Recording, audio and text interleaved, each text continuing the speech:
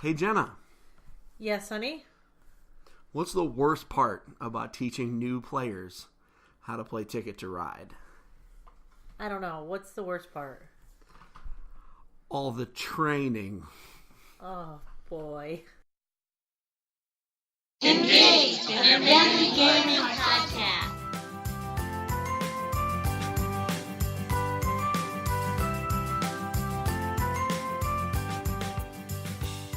Hello, everyone, and welcome to Engage, a family gaming podcast. This is episode 122, and my name is Jenna Duetzmann, your host, as always.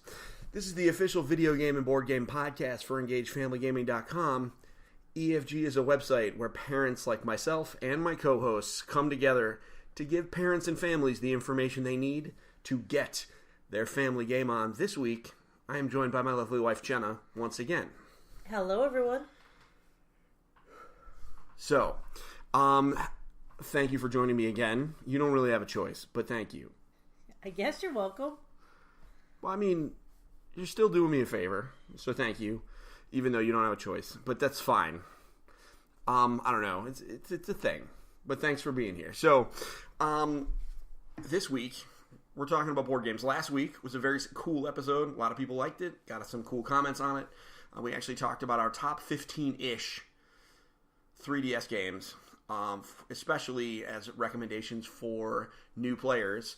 But this week, we want to talk about board games. Specifically, we actually had a really good run of awesome board game parties, and that involve people of all different ages and kids, etc. So we wanted to talk about some of our successes and also some of our failures, so that you guys could have an idea. Because I know lots of folks buy these board games and they want to use them, and the easiest way to justify using them, outside of having a family board game night, like a dedicated family board game night, would be just to regularly throw board game dinner parties. So we're going to talk about that, because both Jenna and I have some opinions, but also we're going to talk about some Kickstarters, because we have started our Kickstarter of the week. And so we have one up on the site, but also I want to highlight some more in the podcast. And lastly, we're going to go around the horn. Why don't we do that right now? So, Jenna, you played Santorini, only this time you used the god powers. And it appears that you guys had a lot of fun and inspired the boys to play against each other for a bit. Tell us about it. Well, Santorini, as I've talked about before, is a fun game, and basically your objective is to get your little dude to the top of a tower that you create following certain rules in the game. And we've played it a couple times, and it's been alright, but we haven't really introduced the god powers, which is a whole, like, advanced level of play. And I got to play with some people who are a little bit more puzzle-minded and a little bit more challenging than it is to play with my children. So we had a lot of fun, and it looks like a really simple game that's going to be super easy to win, and it's very easy to find out how quickly you can get stuck thinking that you're going to win and just get trapped and not win. So I think you just described how I play every board game. Right, but this is, it's a specific, you have to think ahead a little bit, like, a few steps ahead when you're playing this game, and it's not so much it's not luck in what you roll. It's a lot more strategy than you would think. And it was much more interesting playing it. So what you're saying is it's harder to play against grown-ups than it is against kids? Yeah, in a nutshell, is what I'm saying. But it was also much more fun to play. And our kids got inspired by watching us play some more challenging matches and fill up that board and build more towers and get actually like what looks like a city going on in the map instead of just kind of like a small corner of the board before somebody wins. So I think Santorini I was really excited about it before it came out.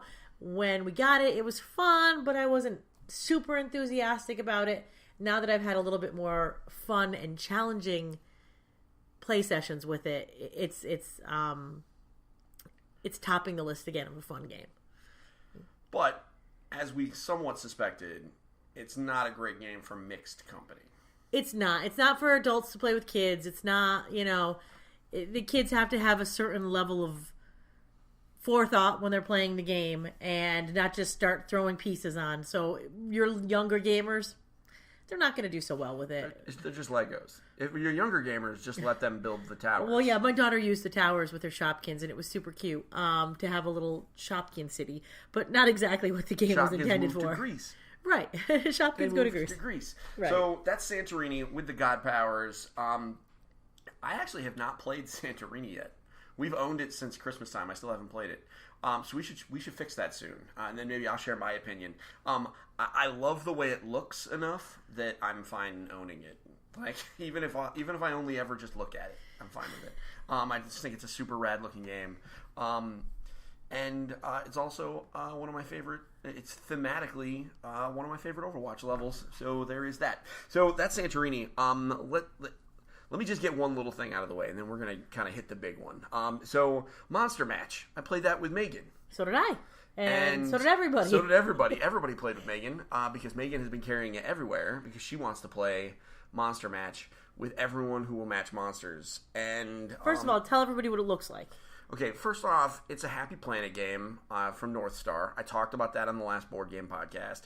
And man, is it awesome. It is. It comes in a bag that kind of like Happy Salmon, and it looks like a little monster, and the zipper is the mouth. And so it's just this ugly little monster just kind of just chilling around, and it's orange and red, I think, and it's cute. Blue, and it's got little legs that hang out of it, and it's super fun, and she carries it around, and it's her little monster buddy. It is her little monster buddy, who she happens to open his mouth and rip his insides out and play a game with them. Yeah, if you want to put it that way. So, the long and short is all the cards have monsters that are of different types that have different numbers of arms, legs, and eyes. And you roll 2 dice. One of them's a number, and one of them is an attribute. So it'll be eyes or arms or legs. And everyone at the table takes a turn whenever the dice gets rolled. And that is, they all race to go find a card that is a monster that has that amount of parts. So if they roll 3 eyes, you have to find a monster with 3 eyes. Now, you keep going until the deck runs out. The deck runs out. So this game can last a while, which is good, right? It's a neat activity. It keeps kids going for a while. I mean, it's not like forever. It's 15 minutes or so. But this is not a 2-minute game. This is a 15-minute game that will go longer if kids chit-chat and whatever. This is definitely meant for kids. It's definitely meant for kids. Oh, it is. But the cool part is, my personal favorite is that on each of the pictures, there's a stack of donuts. Of course, I love the donuts. And the idea is, at the end of the game, you're not counting cards, you're counting donuts. And the person with the most donuts wins. Right. So certain monsters have more donuts than others. So when you're looking for the attribute, not only does a child have to pay attention to the number of arms or eyes or legs or whatever you're looking at, they also have to pay attention to the number of donuts on that monster card in hopes of trying to get more donuts than their opponent. So at the end, they tally up the number of donuts. The monster who's chomped the most donuts wins. This is a game that many adults have played with her. They are having fun. It's not, super challenging or like the best game they've ever played. But hey guys, this is not Agricola. Right, but they're having fun. Twilight Struggle, this is not. She loves it. And the best thing is, we sat there and watched 2 5-year-olds, 3 5-year-olds actually, play the game together without any supervision, grasp the concept, understand the donut thing, and actually play the game. And we didn't have to help them. And that's another huge thing, to be able to give. It's so great to have a game like that, right? Like, yep. It's so great to have a game in your arsenal that you know that little kids are going to be able to just grok right away and understand. You know what I mean? Yep. I just realized I threw out some super duper jargon. For those of you that don't know what that means, to grok means to understand fully. It's a science fiction thing. Okay. Anyways, it is good to have a game that is like that. We have quite a few of them that we've come across. And if you don't have them, when we talk about our topic later and organizing a good party for board games, that's something you want to add to your arsenal. Go buy Monster Match. It's cheap. It'll be easy. I mean, just go buy Monster Match. If you don't have like a super easy kid game already, just go buy Monster Match. All right. So now for our the big... pièce de résistance of the Around the Horn. Yes. Guys, we played Stuffed Fables. I've been talking about Stuffed Fables for freaking ever. Ever since it was announced at Gen Con, we've been hype about this game. I mean, our hype level has been crazy. How many podcasts have we done about Stuffed Fables? I mean, I interviewed the guy. We did a whole episode about games that we wanted to ape Stuffed Fables. I told the people at Asmodee that I wanted them to turn all of their games into, which, by the way, they own everything now because they bought Mayfair. Asmodee is North America is the publisher and distributor for that game. Of Flat Hat Games? It's complicated. I'm so confused. Okay. Hey, guess what? Here's how it works. Asmodee is like Activision. They have a bunch of companies that make stuff, and they put it out. Oh, all right. So I know it's a Flat Hat Games. Most recently, Asmodee bought Mayfair. Because Mayfair doesn't exist anymore. They bought Mayfair. So, and that's a topic for another time. But, so Stuffed Fables is published by Flat Hat Games, but distributed by Asmodee. Okay. So I saw it at the Asmodee booth, and I told them that I wanted them to use the adventure book mechanic on everything. I just want every game they put out to have the adventure book mechanic. And they told me, probably not. But I literally this is what I want. I want Wizards of the Coast to ape it and make Dungeons & Dragons campaigns like that. It just sounds perfect. It literally is the perfect thing for that. So at least I thought it was perfect, right? And then we put it to the table. So we bought it. We put it on the table. The kids were immediately engaged. And it worked exactly like we thought it would.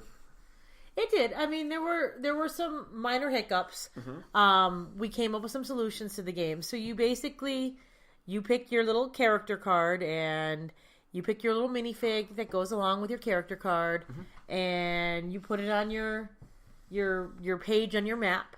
And it's kind of like a choose your own adventure. You pick and choose what you're going to do. You read a little section. Your storyteller reads a section, and you choose what you're going to do, and you play the game. We figured out that the mechanic is written so that you are supposed to pass the role of the storyteller on through all the players at the table. Well, that doesn't work very well when you have younger children. They can certainly read the material, but figuring out the order, when to stop, when to start, is a little bit complicated for your 9-year-olds and your 11-year-olds.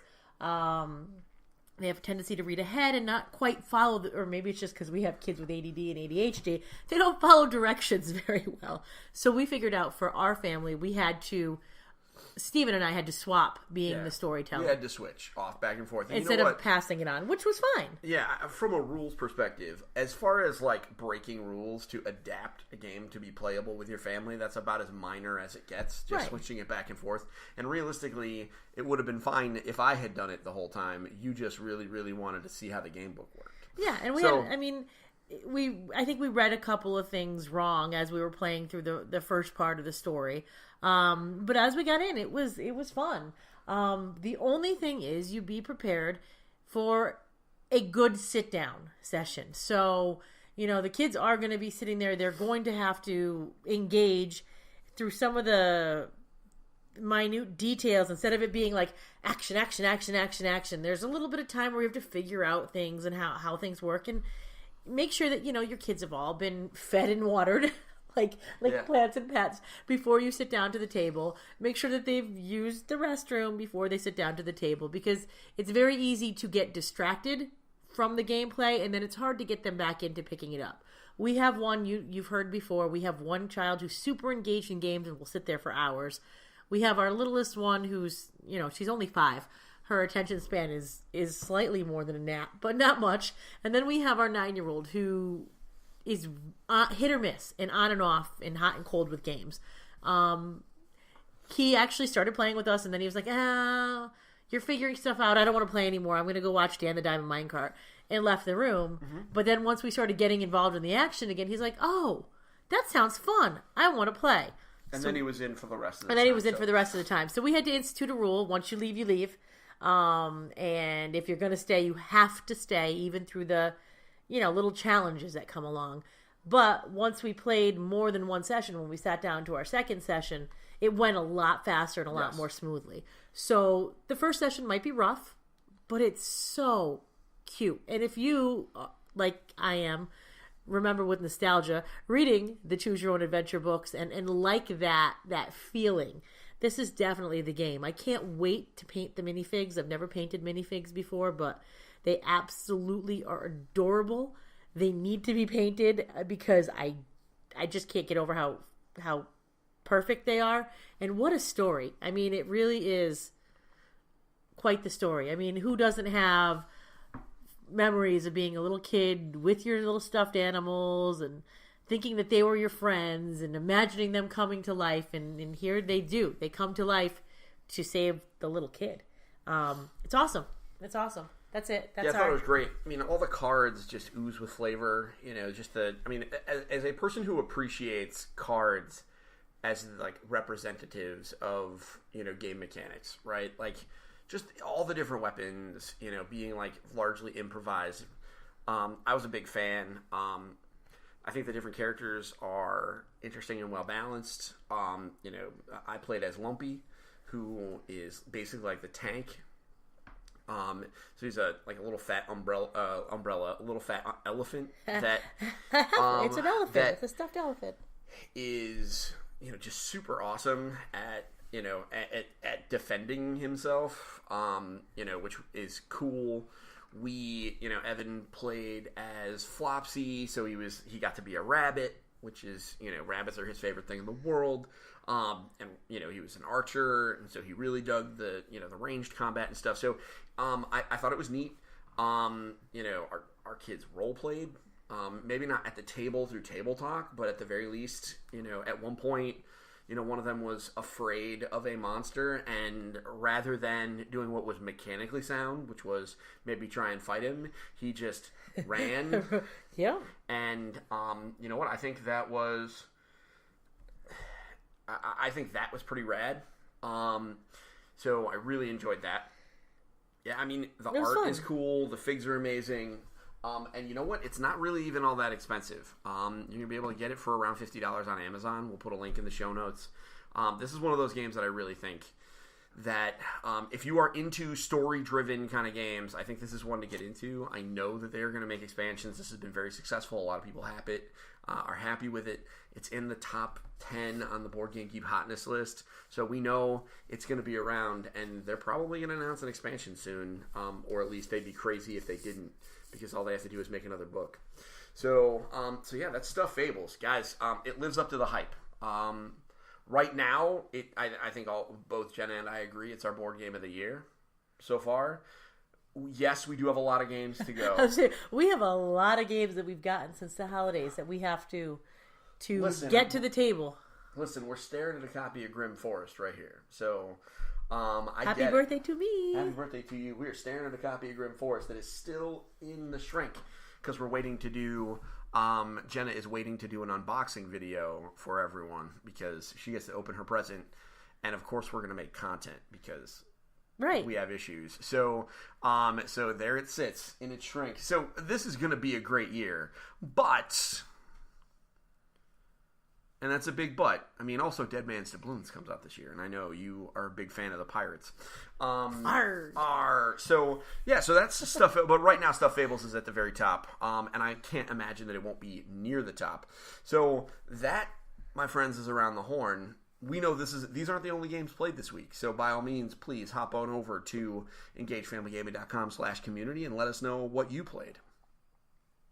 So, now that we're done with Around the Horn, I think we should take a break, and then we'll come back. I'd like to talk about 3 Kickstarters that are out there that are worth mentioning. Sounds good. All right, we'll be back, folks.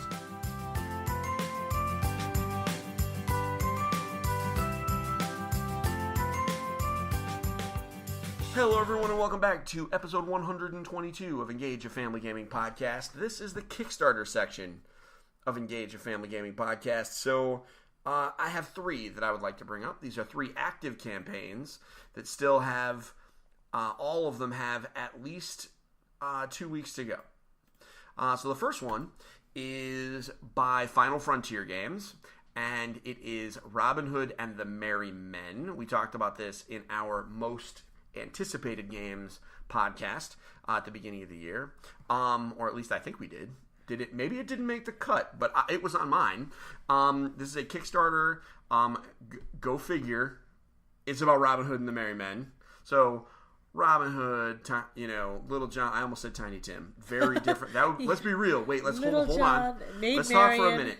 Robin Hood and Tiny Tim being in the same game would be. No, I mean, they were both in Britain, right?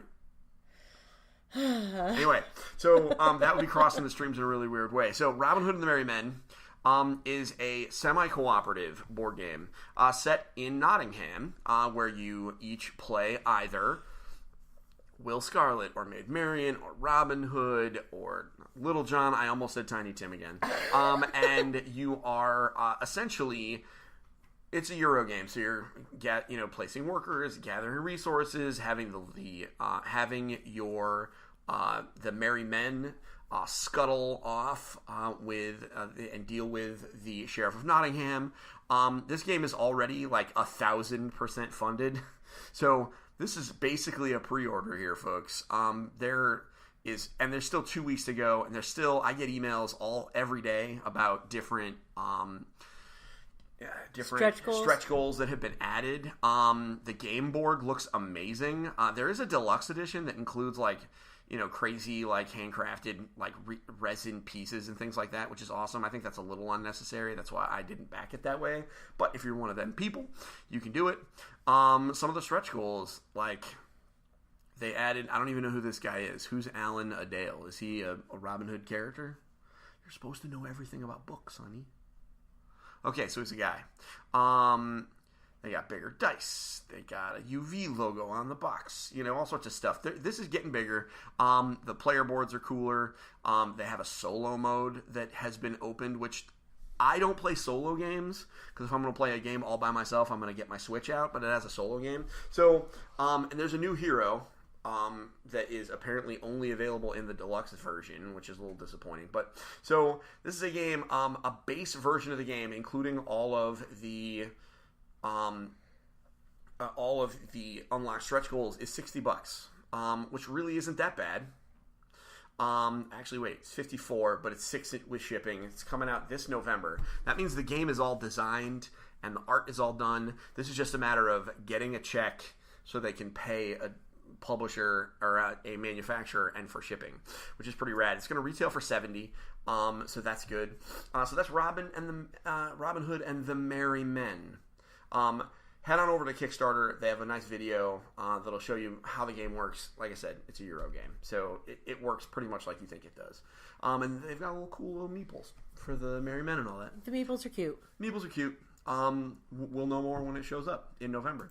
Next, I want to talk about Pocket Sub. We're just gonna totally flip the script here. Pocket Sub is from Alley Cat Games.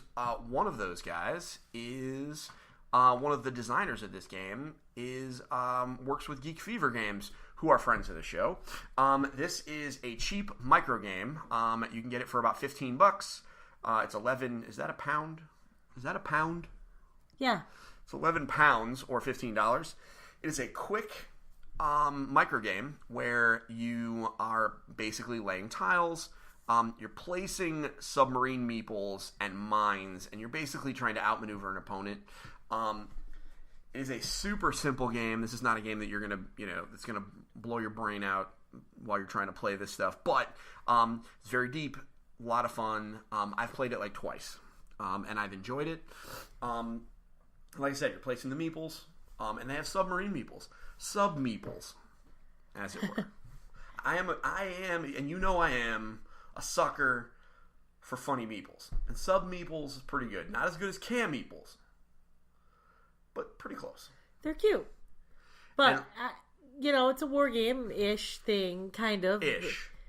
Big time-ish. Yeah, no, game. I don't mean like a strategy war game. But I mean, it's, It looks fun. I like little pocket games that you can take with you, that you can bring to a restaurant while you're waiting for your food or while you're waiting for your table. This looks like something that can travel. We've taken quite a few games like that along. Our kids like Battleship and anything with boats and submarines and things like that, and sinking submarines. So I'm sure they'll like it. Yeah. And $15, it's hard. I mean, if the theme interests you, it's hard to not take a stab at $15.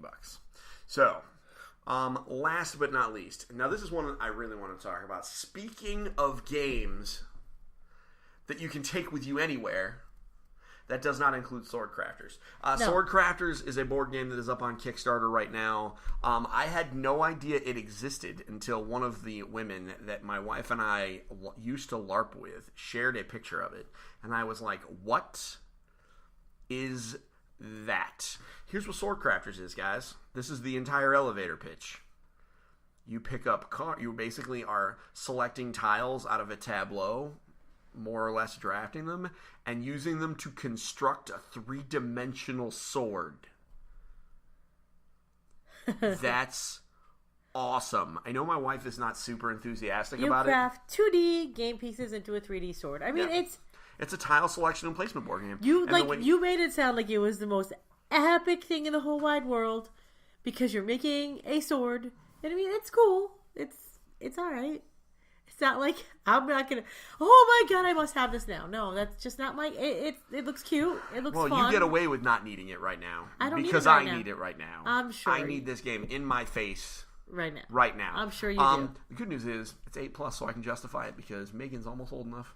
Yeah. And Jacob is definitely old enough. And it's for 2 to 5 swords, but only one will be chosen. What does that mean? That means there will only be one winner. 2 to 5 swords. It's 2 to 5 players. Okay. You couldn't figure that out. Takes 30 minutes. Haha. This is a board game podcast. I mean, yeah. So what do you think? 2 to 5 sounds like player count. Yeah, I get it. It's cool. The crystals are pretty on the sword.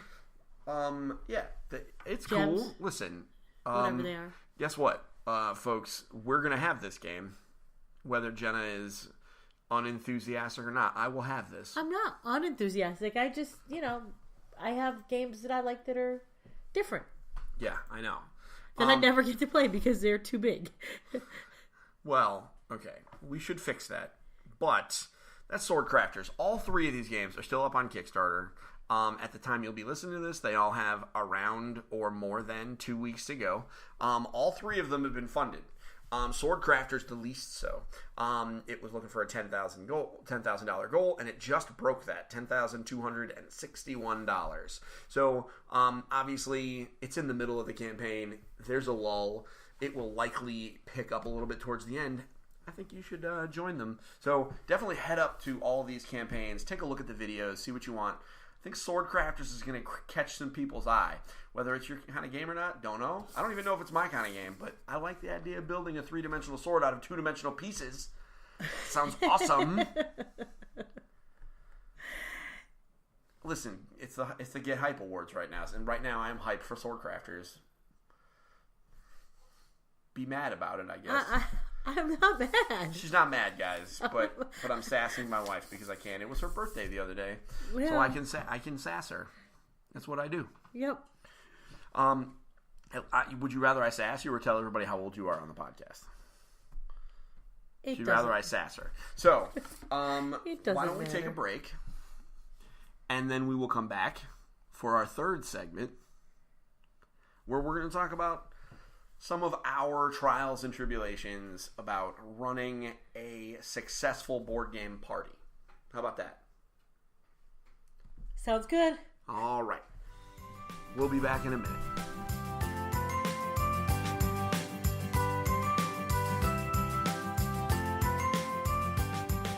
Hello, everyone, and welcome back to episode 122 of Engage, a Family Gaming Podcast. This is our board game episode. We went around the horn. We highlighted some cool Kickstarters, and now we're going to get into the meat of our topic. We're going to talk about running a board game night. Now, we're not talking about a family board game night where you largely have a captive audience, and it's really just a matter of motivating your kids to play a game with you, or them motivating you to play a game with them, which is in our house. Because we are all so busy, it's always one or the other. Either they want to watch YouTube and do nothing else, or we're just flying all over the place trying to get stuff done, and they just say, hey, Mom and Dad, shut up and play a game. And usually we do. But everybody's got a big old stack of board games. Most people listening to this, at least, have a big old stack of board games. And so what better justification for owning those boxes of cardboard but to have parties? So, but we tried to have a couple of those, and we went. How many quote unquote board game parties did we go before a single board game was played? Many. Like 4. Yeah, we had many. We had 4. And I think, and we always came out having fun, but being disappointed because we never played any games. So, we have what I believe are 4 really solid tips that we think will help everybody out. Right. I mean, we've tried many different ways of having board games. Sometimes we did have board game parties where 3 people got to play a really, really deep and intense board game and nobody else did. Sometimes we've had board game parties, like you said, where nobody played a single game. So the first strategy, tip, whatever we want to give you. Why don't we call these tips? Tips. So the first tip is, first of all, how you prep for a board game party. First of all, we don't call it family game night, board game night, party, grill, barbecue, whatever. We have our game night. And you don't invite 70 people to a game night. Because what happens when you invite 70 people to a game night? Well, I mean, what happens is there's too many damn people and no one can agree on anything. Exactly. So you need to... Now, okay, you need to know your audience. There are some people listening to this who very well could have people that are just all go-getters and will all just find a game and sit down and play and treat it like a convention. If that is your crowd, then shut the podcast off. We'll see you next week. This isn't for you. This isn't for you. Because literally, if your people just always play games, then we're not going to really be able to teach you much. But I think knowing your audience is the best idea. We all have friends that love board games. We all have friends that don't. And we all have friends that we suspect would love board games if they were in the right environment. If you have friends that legit despise, like if they get sick at the sight of dice, maybe don't invite them to your game night. Maybe make it very clear that it is a game night so that those friends don't get upset that they're not included. Or maybe include them, but tell them straight up, hey, this is a game night, no pressure. If you don't want to be here, don't be here. That was one of the things that we started doing, is we invited a group of people and told everybody, legit, no pressure. There's no pressure. We're not, like if you can't make it, you can't make it. If you don't want to be there for a bunch of board games and having a bunch of kids around, it's cool. You don't have to. You just don't show up. It's cool. Right. So I think that helped a lot. What we ended up doing, the number one thing that we needed to do was just to stop and put it on the calendar. Not knowing who we were going to invite, not having a huge list of people, just put a game night on the calendar. This is the day we're going to do the game night. We also realized that starting at night, when you are of our age and have a bunch of families with children, is a bad idea. Because by the time you actually sit down to play a game, the kids will be tired and cranky, and it'll be time to pack up and go home. So we actually have game day. We put it on our calendar. Once a month is what we shoot for right now. And come as early as you can, starting after 11 a.m., and stay as late as you can before your kids turn feral, and we all have to put them in bed. So we start around 11. We tried to start around 11, and we stay till whenever the kids get too tired to play.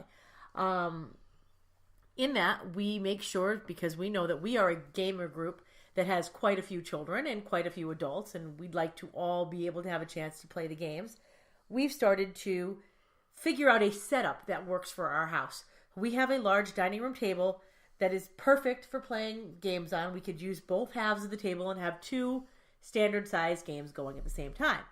But doesn't really work that well for the kids. So we have a separate room where we have a card table, and you could do whatever size suits your space, a 4x4 card table, a 6-foot card table, whatever kind of table fits your space. If it's 6 feet long, it's not a card table anymore. It's just a table. It's just a table. But you know what I'm saying. You could have a table that suits that space that we set up in the other room, so that one set of adults can be in the room with the kids where all the toys are and play a game there with the kids, and then the adults who want a quieter space can have space in the dining room. That's kind of how we figured out that it sets up well, and we put games in both different rooms. We tend to try and keep games that are more appropriate for kids and younger players in the room with the toys, And we tend to keep our bigger games that are a little bit more intense, or you need a little bit more of a challenge, in the quieter room that doesn't have all the toys in it. The second thing that we figured out, our second tip, I guess, in addition to the setup and how to put it on a calendar and just getting people to show up, is food. We got bogged down quite a few times in a board game night with messy food that takes you away from the table, where you have to clean up the game to be able to eat the food and then put the game back out again. And nothing derails a good gaming session like having to clean the game away and then put it back out after you're done eating. Like, that totally will derail a gaming session. Yeah. So what is our new rule for food? Well, I mean, we keep it simple. So the idea is, you know, we try to limit the need for, like, forks. And, you know, like, and I know that sounds counterintuitive, right? You would think, oh, well, I mean, you don't want to get your hands on food and you get that on the board game components. It's not like that. I mean, we're not saying we encourage, like, gross stuff, but we want everything to be as simple as possible. So grilling, or, you know, like simple things like that. Things that take just one plate. Right. Like we've done everything from chili to a stew to grilling to ordering pizza, or, you know, but anything that requires you to set it up, prep it, get lots of different utensils and you know, buffet style your food. It doesn't work for a board game night because you have to clean your game away, and that just kills your momentum. So, also, you know, like you said, we don't want to be gross. Don't, you know, maybe have something that's not quite Doritos for your munchy snack while you're playing your board games. Doritos are real gross for board games. They are. Like anything like cheese puffs. Our kids, one time we had to, like, it was perfection that they were playing and eating cheese puffs at the same time. Fortunately, perfection is entirely made out of plastic. It is, and we could put it in the sink and clean it, and that's what we ended up having to do with all those little pieces. So just be aware of how you're preparing food, because I don't know anybody who has a game night and people don't get hungry, or game day and people don't get hungry and want to eat. And don't derail your game day by having inappropriate food. So another thing that I want to throw out, and I think this is important, is setting expectations. So here's the thing. Like I said at the very beginning, we had like 4 or 5 quote-unquote game parties where not a single game was played.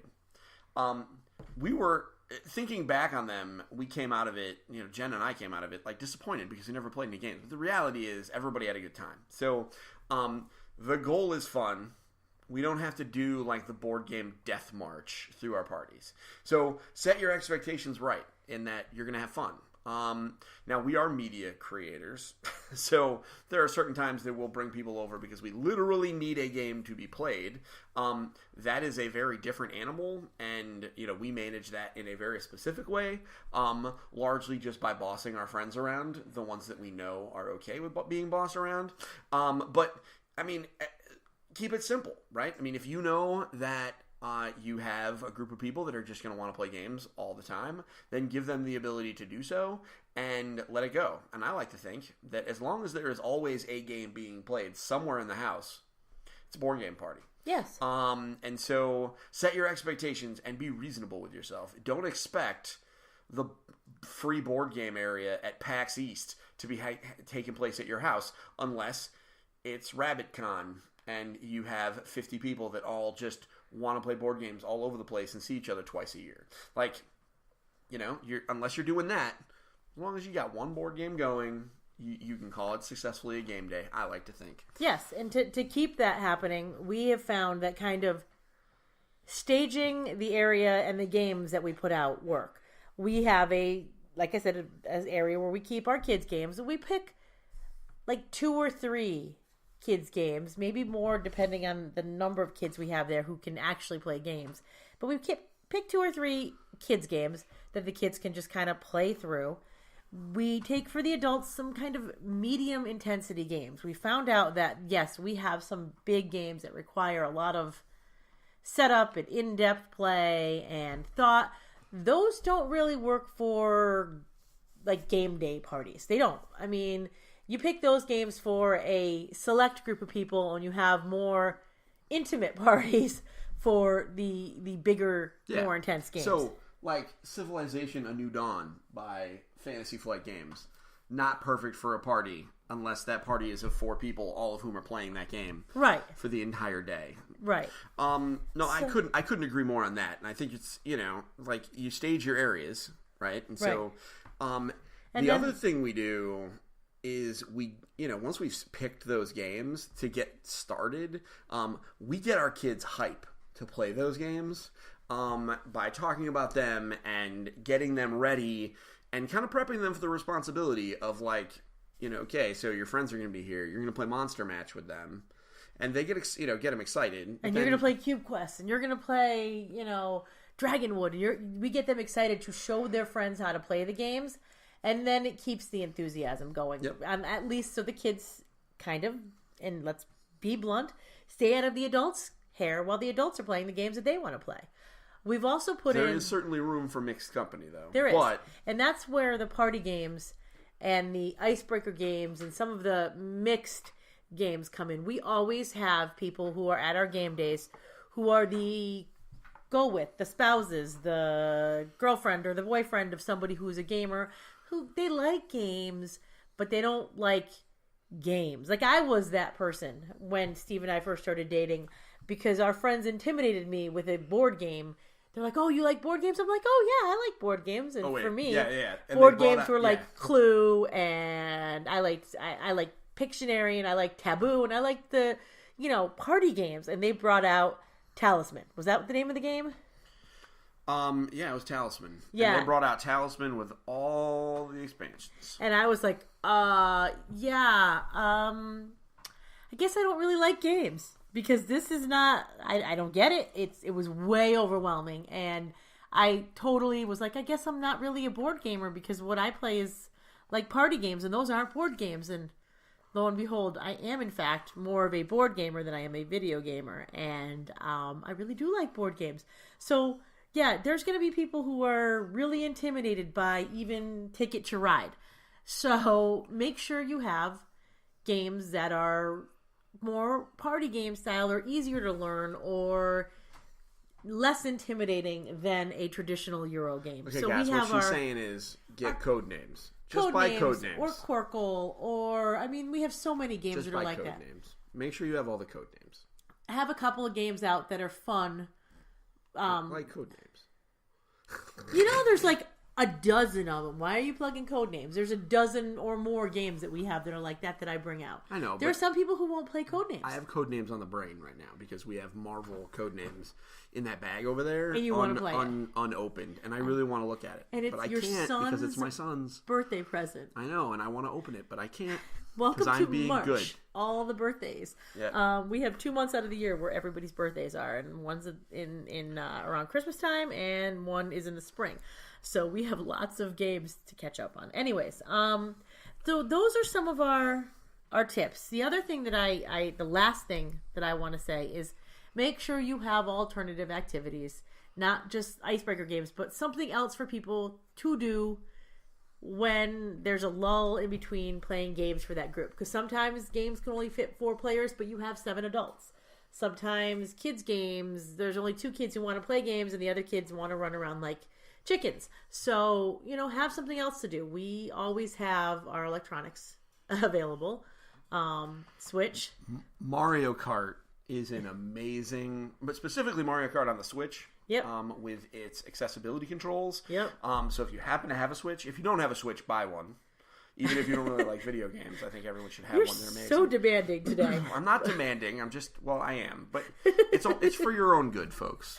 It's for your own good. Anyways, make sure you have alternatives. We've had board game days where we've had coloring pages for the real little ones. We have Play-Doh and play mats that they can put on the table instead of board games, even though it makes me crazy because Play-Doh ends up everywhere. Yeah. We have some alternative activities. We've put some STEM activities in there. We've had, all kinds of things that we've tried to have available for the kids and for the adults who don't want to play games, because we've also had the occasional adult who just sits on the couch in the corner and kind of pouts because they're not happy with the game choices that are out there. And you know what? That's okay. And that's okay. But we have recently, with these tips and tricks and things, have found a way to make game days happen. And our last several game days, I would say, have been very successful. So those have been, I would have liked if we had done this and clearly tip number 1, tip number 2. We'll make that a list and put that up on the site. But sure. My last real piece of advice is have a Linda. Have a Linda? Have a Linda. So, if you're familiar with the content on the site, you know that our newest board game editor is Linda Roble. She is a first grade teacher. And that's really all you need to know as to why it is good to have her around. She has no problems telling people what to do. She is very comfortable instructing a chaotic pile of children.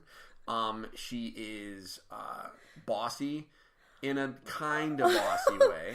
She's our number 1 listener. She's listening and running to jump through the screen and strangle you right now. But she is, but she's bossy. It's fine. What we have done is just asked her to kind of, hey, can you help us make sure that this gets done? And you know what? She does it.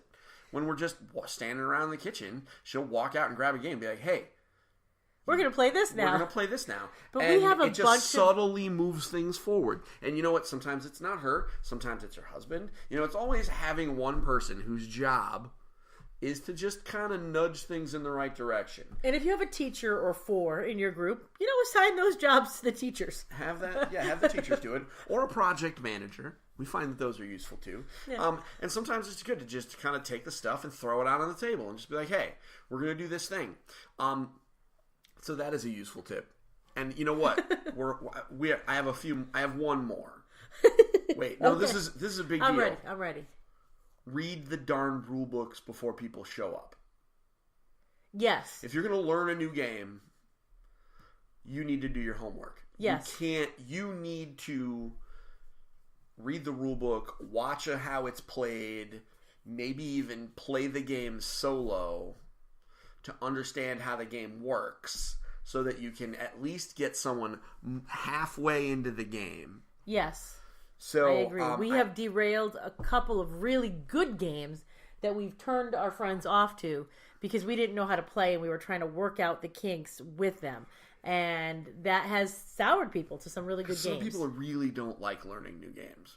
They just don't. And so the onboarding process is very key. So let's recap very briefly. So set up ahead of time. Make sure that your invitations are clear, right? And put it on the calendar. Keep it simple. Number 2, keep it super simple with the food. Super simple. As simple as you can possibly get it. 3, stage your different areas so that you have a board game area in one room, maybe a board game area in another room. So there are plenty of areas for people to be. Make sure there's a hangout space. Yeah. And stage your games. And then stage the games by actually picking a couple of games out of your collection and putting them in that place so you don't have to deal with the browsing effect because the bigger your collection, the more the temptation will be to sit there and talk about it. And part of staging your games is to prep the games, know the games that you're going to put out. Correct. Know the games. And lastly... have your alternative activities. Well, not lastly. Can't say lastly. The fourthly, have your alternative activities ready. Have those coloring books ready. Have the Switch Joy-Cons charged. Have the PlayStation ready with some Street Fighter. Whatever you're going to do.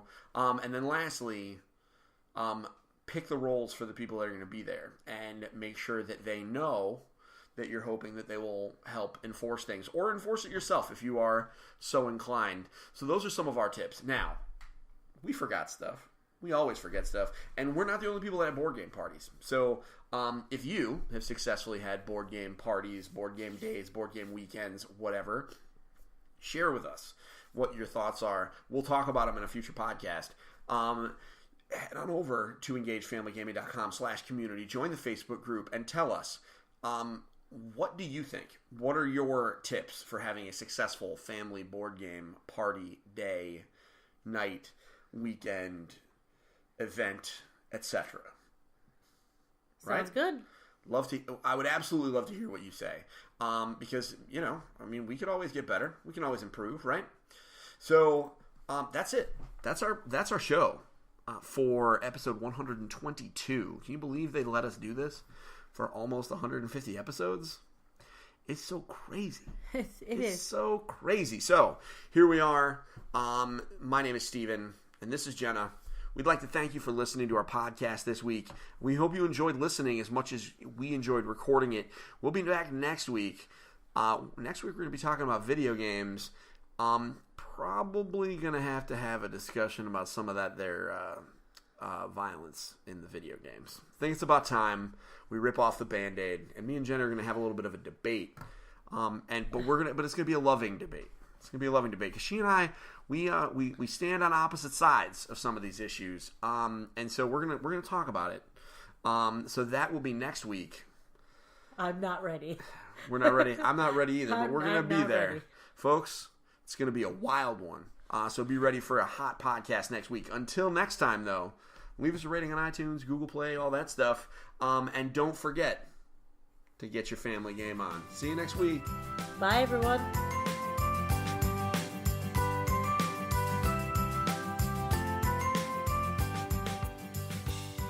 Thank you for listening to Engage, a family gaming podcast. Thank you for listening. Thank you for